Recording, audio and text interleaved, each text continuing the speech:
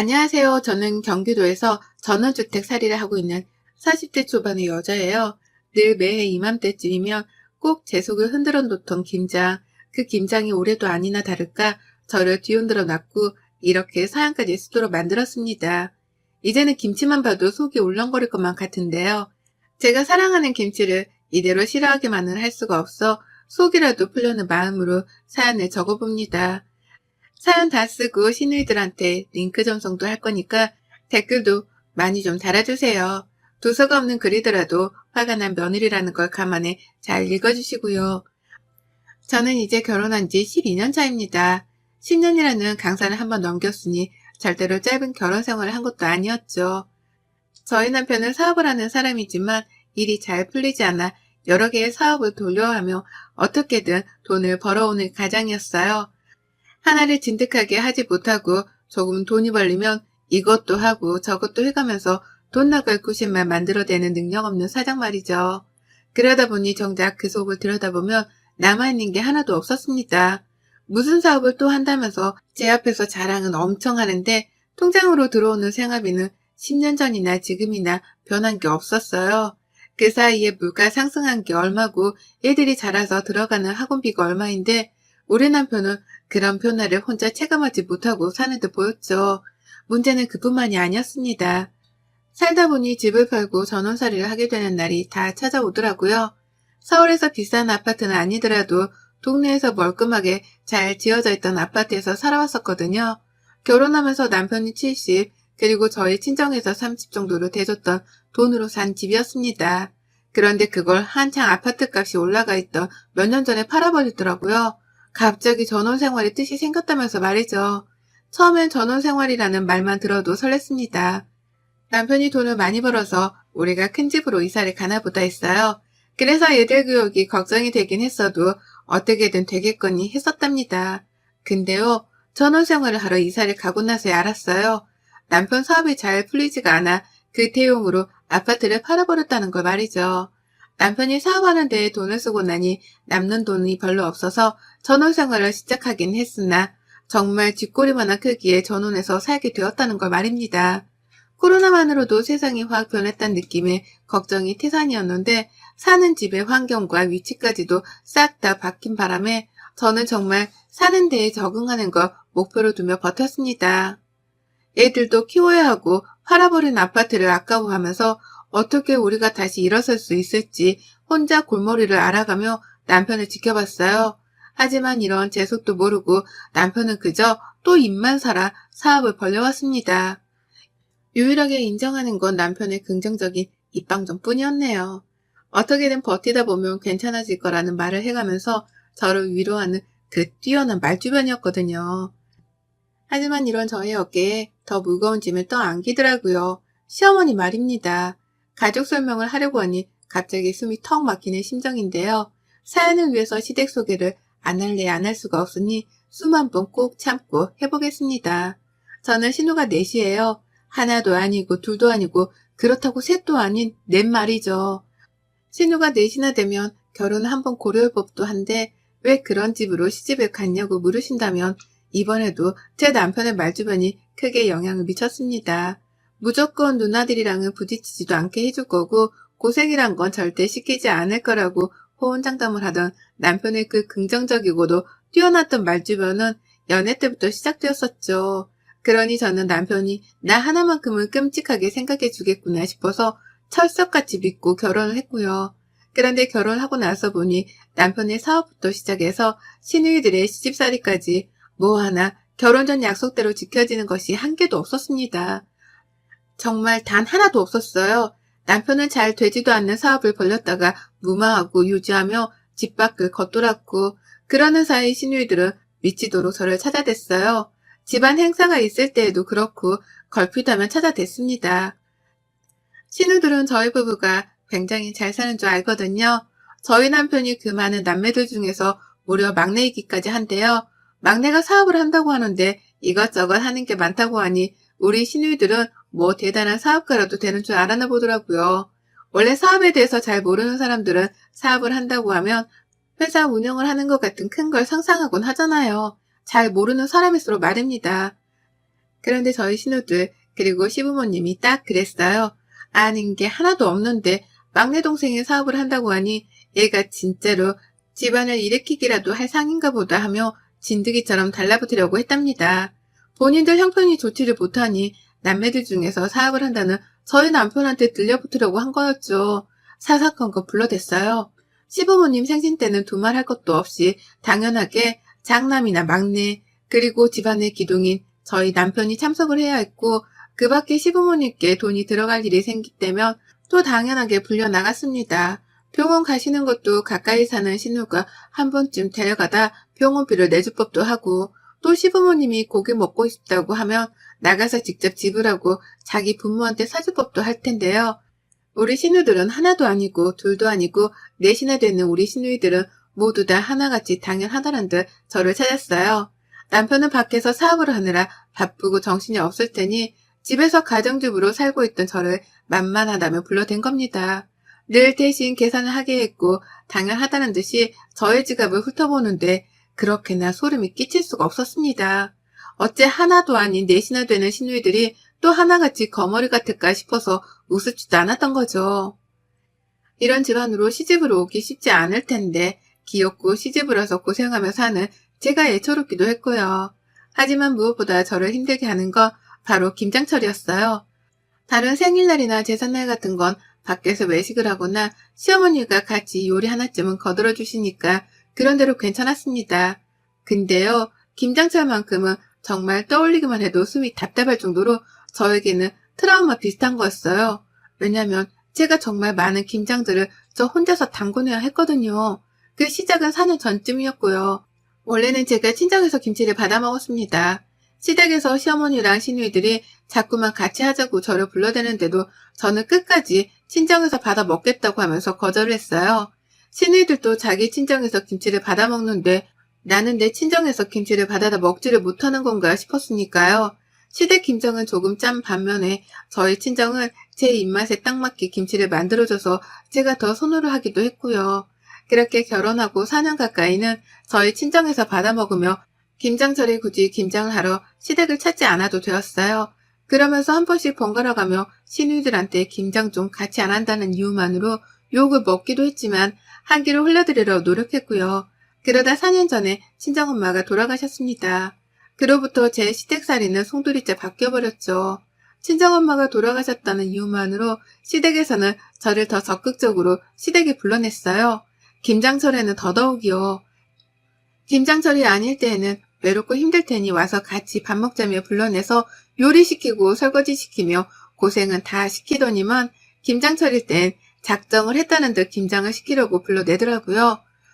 첫 1년째에는 시누이들도 다 같이 모여서 김장을 했습니다. 모임 장소가 시댁이었는데요. 시어머니가 전날부터 아예 자고 가라면서 주말부터 저희 가족들을 다 불러내서는 시어머니 따라서 같이 장도 보고 수육 준비도 하며 잔치 준비를 하듯이 일을 했어요. 그러면 시누이들은 모든 김장할 준비가 다 끝나고 난 후에야 시댁으로 하나둘 자기 가족들을 데리고 참석을 했죠. 집안에 사람들이 빼곡하다 못해 꽉꽉 차서는 발 디딜 틈도 없었습니다. 김장을 하자고 모인 게 맞나 싶을 정도로 시누이들은 김장을 하기는커녕 관심도 가지질 않았어요. 자기 애들을 챙기질 않나, 갑자기 속이 울렁댄다면서 방 안으로 들어가 눕지를 않나 하다 손목이 아프다는 이유만으로 손 하나 까딱하지 않고 지켜만 보다가 김장이 다 끝난 후에야 수육을 먹겠다며 그 무거운 돼지고기를 손으로 직접 치켜 들어 올리는 신호도 있었습니다. 이것들이 나를 가지고 장난을 하는 건가 싶었죠. 하지만 너무 피곤하니까 어떤 말도 나오지를 않더라고요. 전날부터 시어머니 옆에서 김장을 하며 김장 준비를 했던 것만으로도 힘이 다 빠질 것 같았는데 시누이들 가족들까지 우르르 몰려와 있는 시댁 안에서 내 아이들도 챙기고 김장도 하고 또 마무리를 하는 과정부터 시작해서 수육 삶기에 설거지까지 엄청나게 방대한 양의 일들을 해내야 했다 보니 체력이 남아돌지를 않았어요. 그리고 그 후 얼마 지나지 않아서 저희가 바로 경기도로 이사를 가며 전원살이를 시작하게 되었는데요. 시누이들이 소름 끼치도록 이 말만 번갈아 하더라고요. 다음 김장은 너네 집에서 하자. 라는 말을 말이죠. 그렇게 저희 집에서는 김장이 본격화되었답니다. 시가족들이 모두 다 서울에 살고 있었는데요. 그 누구도 경기도까지 가서 김장을 하는 것에 반대를 하는 사람이 없었어요. 그 누구도 서울에 살던 집보다 더 좁고 답답한 전원주택에서 사는 걸 가지고 안쓰럽다며 위로해주는 사람 하나 없었습니다. 오히려 전과 똑같이 그 많은 자기 식구들을 모조리 데려와서는 김장을 하라 하는데 그 과정에서조차 열받는 일들이 많았네요. 또 게으름을 피우면서 겁만 도는 시누이, 자기 아이를 챙겨야만 하는 핑계를 대면서 김장을 하다마는 시누이, 수다만 떤다고 김장을 하기는 개뿔, 폰만 잡고 있는 신우 등등 이것들은 저마다 가지고 있는 단점들을 서로 번갈아 해가면서 김장을 대충 해댔습니다. 그러니 저는 빨리 내 집안에서 내보내야 한다는 생각에 더 필사적으로 김장을 했고 그렇게 개고생을 하고 나서 보면 꼭 제가 다 김장을 해놨더라고요.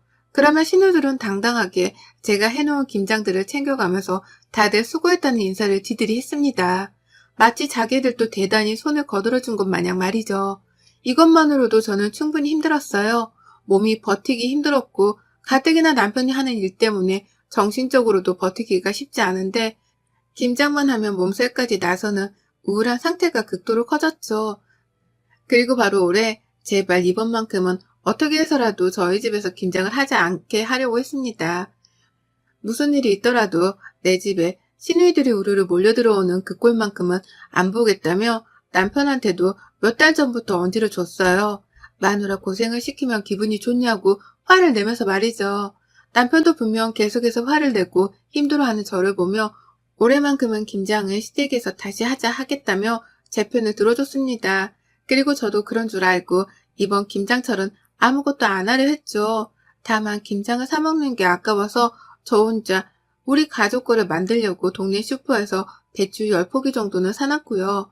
그런데 저번 주말을 바로 하루 앞뒀던 금요일날 남편이 예고도 없이 그러더라고요. 누나들이 집에 온다는데? 배추랑 다 샀다는데? 라고요. 이 쪼다 같은 놈이 글쎄 누나들한테 집에 오지 말란 말도 못한 채 온다는 걸 오케이 했다는 겁니다. 김장을 자기 집도 아닌 제 집에서 하겠다며 지들끼리 배추도 사서는 준비를 마쳤다고까지 했네요. 저는 김장을 할 생각이 없다고 대답을 했으나 남편은 중간에서 어쩔 줄을 몰라 했고 신우들은 한사코 고집을 부렸어요. 김장철이 다 되도록 연락도 없고 이렇다 할 답이 없길래 우리끼리 배추를 다 샀다고요. 그러니 이제 와서 취소할 생각은 말고 후딱 김장 만들고서 해산이나 하자고 말이에요.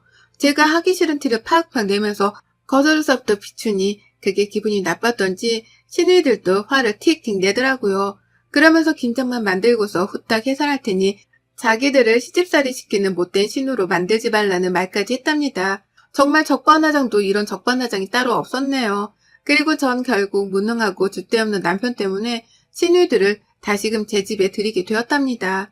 맘 같아서는 당장이라도 집안을 뒤집어 놔서라도 거절을 하고 싶었지만 이미 배추를 100포기나 사놨다는 시누이들의 말, 이미 김장 준비 다 해놓고 한 달 전부터 우리 집에 올 계획을 세워놓고선 약속을 비웠다는 시누들의 말에 부담감을 100kg 정도는 떠안은 채로 시누들을 집에 들이게 되었어요. 그리고 시작되었죠. 며느리만의 단독 김장 퍼포먼스가 말이에요. 다 같이 하는 줄 알았습니다. 오지 말란 티까지 냈는데 집에 오겠다고 하는 걸 보면 적어도 김장하는 걸 옆에서 도와주기라도 할 줄 알았어요. 그런데 도와주거나 도와주라는 척을 하기는 개뿔, 이것들이 작정이라도 한 듯이 김장을 안 하더라고요. 김장을 하려면 배추를 소금에 담궈놔야 하잖아요. 배추를 절이지도 않으면 그게 무슨 김치겠어요. 그런데 신우들은 새 배추를 가져와서는 저한테 소금에 절여놓으란 심부름부터 시켰어요. 신우들이 한 건 배추를 씻어주기만 한 것뿐이었고요. 그렇게 저는 얼떨결에 또 김장을 빨리 해줘야겠다는 생각 하나만으로 배추에 소금을 절이기 시작했고 그게 절여지길 기다리는 시간 동안 시누이들이 내 집안을 해주고 다니는 걸 구경해야만 했습니다. 소금 뿌리고 절여지는데 거의 6시간 정도 넘게 걸렸는데 그 과정에서 시누이들은 그냥 제가 주도하는 김장을 옆에서 깨작거리며 도와주기만 했죠. 누구 하나 그 무거운 배추들을 직접 나르거나 물기를 짜낼 생각은 안 하더라고요. 다 제가 하는 걸 구경만 하다가 한 번씩 이러다 하루 종일 김장하겠다 라는 말을 거두며 잔소리만 던질 뿐이었답니다. 거기서 저는 이미 몇 번이고 화가 나 분노가 차오르는 상태였죠. 그리고 저는 그날 밤 12시를 넘겨서야 김장을 모두 다 끝냈어요. 그 사이 무슨 일이 있었는 줄 아세요? 신우들은 절여진 배추에다가 제가 직접 만들고 섞은 김치 속으로 어떻게든 김치를 만들긴 만들었는데 지들 거 몇 포기만 만들고서는 힘들다고 하나둘 나가 떨어지더라고요. 아무도 끝까지 이 많은 배추들을 책임지고 김치로 만드는 사람은 없었습니다. 급기야 자기들은 배추를 사왔으니 김치를 담그는 노동은 제가 당연하게 해야 한다는 말까지 하면서 지들끼리 TV 앞에 가서 앉더라고요. 사오라는 말을 한 적도 없는데 지들이 멋대로 사와놓고서는 저한테 김치를 담그라 하다니 화가 나서 거칠어지는 숨소리에 괜히 걱정이 되었던지 남편은 뒤늦게야 나서서 저를 도와주긴 했어요. 하지만 김장을 담그다 보니 눈물이 차오르는 걸 어쩔 수가 없었습니다.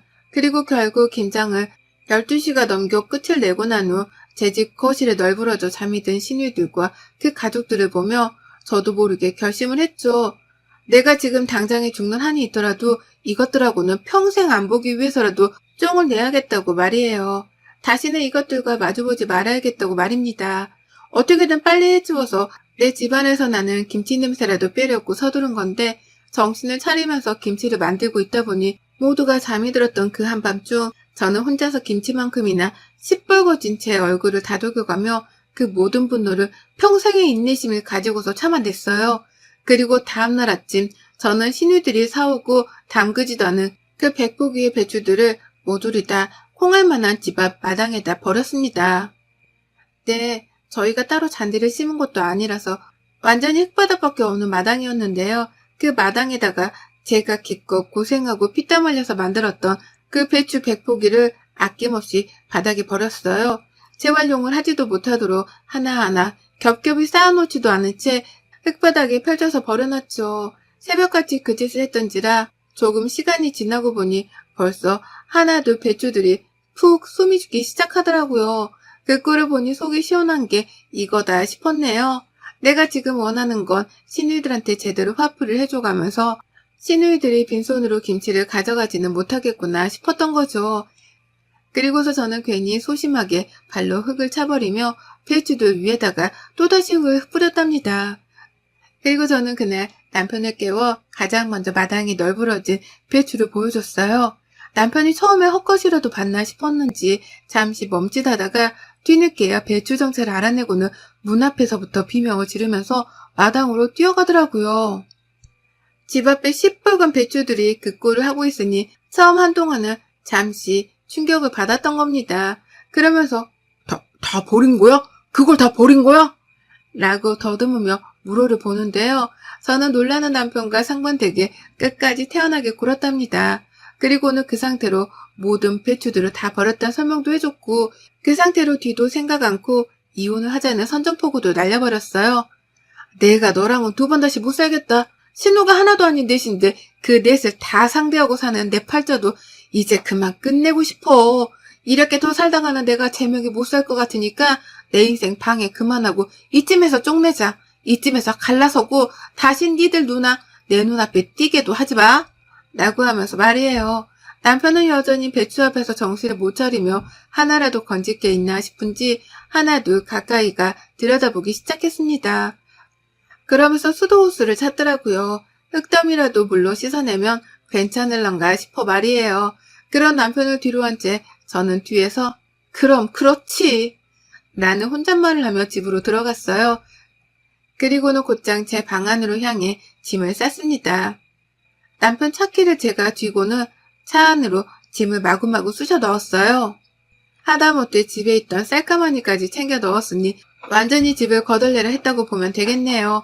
워낙 벌이가 시원찮던 남편이어서 돈 될 만한 물건을 놔두고 사는 편은 아니었습니다. 그 덕에 짐이 많지는 않았지만 제가 챙길 수 있는 것들은 죄다 챙기려 했어요. 아이들까지 말이에요. 그리고는 차에 시동을 거니 시동 거는 소리에 남편이 그제서야 반응을 하더라고요. 여보, 가은아! 라고 하면서 분단선 앞에 놓인 가족을 찾는 것 마냥 울부짖으면서 달려왔습니다.